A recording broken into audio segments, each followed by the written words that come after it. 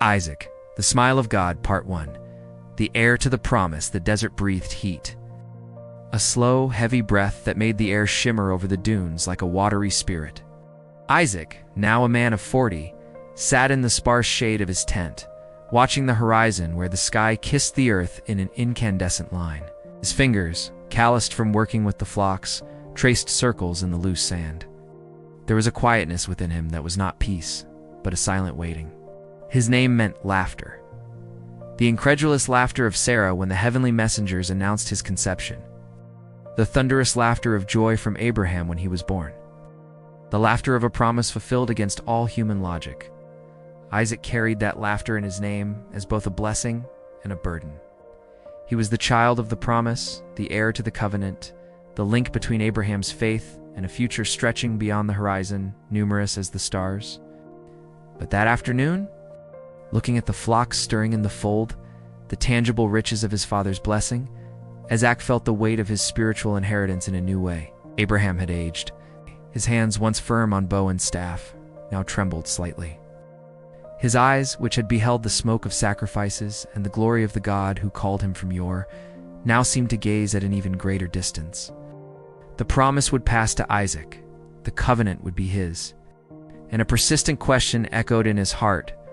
My father's God, will he be my God too? Isaac had no memory of Mount Moriah. There was only an absence of memory, a void where the terror of being bound upon a pile of wood. The glint of the knife raised against the sky should have been. His father never spoke of it, but Isaac felt it. He felt it in Abraham's embraces, which were sometimes so tight they hurt, laden with tormented relief. He felt it in the looks his father gave him when he thought Isaac wasn't looking, looks of a gratitude so deep it bordered on pain. He knew the story, of course, the oldest servants whispered. He knew he had been offered up. He knew a ram had taken his place. He knew his father had called him the boy on that journey. But upon returning, always called him my son Isaac, the promise. This knowledge created a strange duality in Isaac. He was both the beloved and the spared offering. The living promise and the reminder of a test of faith that transcended understanding. How was he to find his own path with God when his life had been the final prize of another man's journey? Abraham's voice was rough, worn by years in the desert but still full of a gentle authority. Isaac looked up. His father stood at the tent's entrance, leaning on his staff of walnut wood. The late afternoon light gilded his graying beard. Come, son, there is something I must do, and you need to be with me. It was not an invitation. It was a summons. Isaac stood, brushing the dust from his robe. He followed Abraham, who walked with slow but resolute steps toward a small hill east of the camp. It was not a long walk, but for Isaac, each step seemed to echo with the sound of steps taken decades ago, climbing a much more distant mountain. His heart began to beat with a strange, apprehensive rhythm. Atop the hill, Abraham stopped. The view was broad, the tents of his people like leather mushrooms in the valley, the flocks like moving stains on the golden landscape, the dusty path snaking northward. The old patriarch was silent for a long moment, breathing deeply the twilight air. This place, Abraham began, without looking at his son, is where I built my first altar to the Lord, when we first came to this land. It was here he appeared to me and renewed the promise, after we parted from Lot. Isaac looked around. There were no stacked stones, no obvious marker, just the open ground, a silent witness. Father Isaac's voice came out a bit choked. Why have you brought me here? Abraham finally turned to him. His eyes, webbed with fine lines, shone with a moist light. Because a promise needs a memory, Isaac, and a memory needs a place. I am old. My days are coming to an end, and yours are just beginning to unfold in his purpose. The God who called me, who made a covenant with me, who tested me, he is your God too. But you need to know him, not through my eyes, but through your own. Isaac felt a lump in his throat. It was what he had both feared and longed to hear. How, Father? How to know the God who asked for me? The question escaped, rawer than he intended. Abraham was not troubled. Sad, wise smile touched his lips. He did not ask for you, son. He asked me, and he gave you back to me, to show that he is the God of provision, not of blind demand. Yahweh Yireh, the Lord will provide. That is the name I learned on the mountain.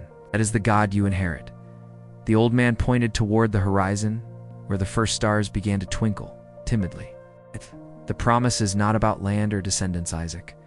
Those are the consequences. No, the promise is about him, his presence, his faithfulness.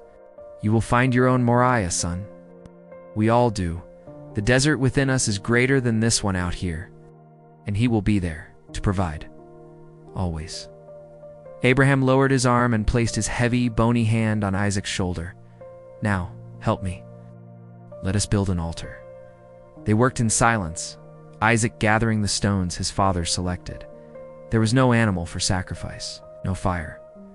When the pile of rough stones was made, Abraham simply knelt. Isaac, after a hesitation, did the same beside him. And Abraham prayed. Not a long or elaborate prayer. Simple, direct, intimate. "Lord God of Abraham, here is Isaac, my son. Your promise. I consecrate him to you anew today. Not with a knife, but with my love and my blessing. Make yourself real to him. Speak to his heart as you spoke to mine. May he know you.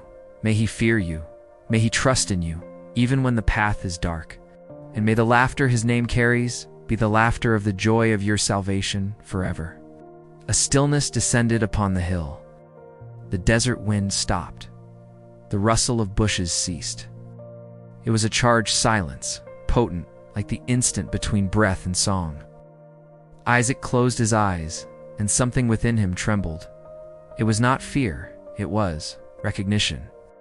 In the darkness behind his eyelids, there were no visions, there were no voices, but there was a presence. As vast as the starry desert above them, as intimate as the beating of his own heart. It was a sensation of being known.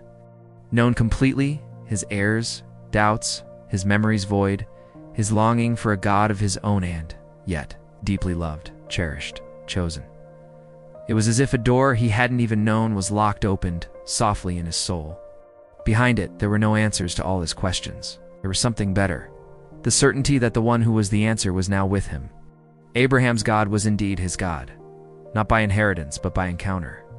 A warm tear traced down Isaac's face, clearing a track through the dust. It was not a tear of sadness or relief. It was a tear of arrival, finding a home that was not a place, but a person. When he opened his eyes, the wind had begun to blow softly again. The stars shone in all their glory. Abraham was still kneeling, his face tranquil, bathed in the silver light of the crescent moon. He looked at Isaac, and their eyes met. Neither of them needed to say anything. Everything was said. On the descent from the hill, back to the camp, Isaac felt he carried something new within him. The weight of the promise had not lessened, but now he did not carry it alone. Promise carried him. That was the first contact. It's not thunderous, not dramatic, but deep and irrevocable. Yahweh Yireh was no longer just the God of the ram provided on the mount. He was the God who made himself present on the hill of silent consecration.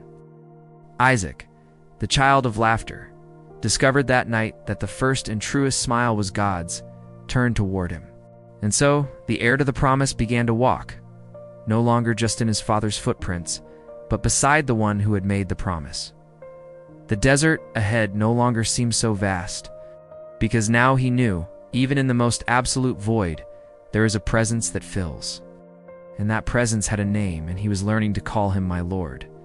End of part the 1st of May. God bless you and keep you. Subscribe to the channel and receive more videos like this. Thank you for watching until the end.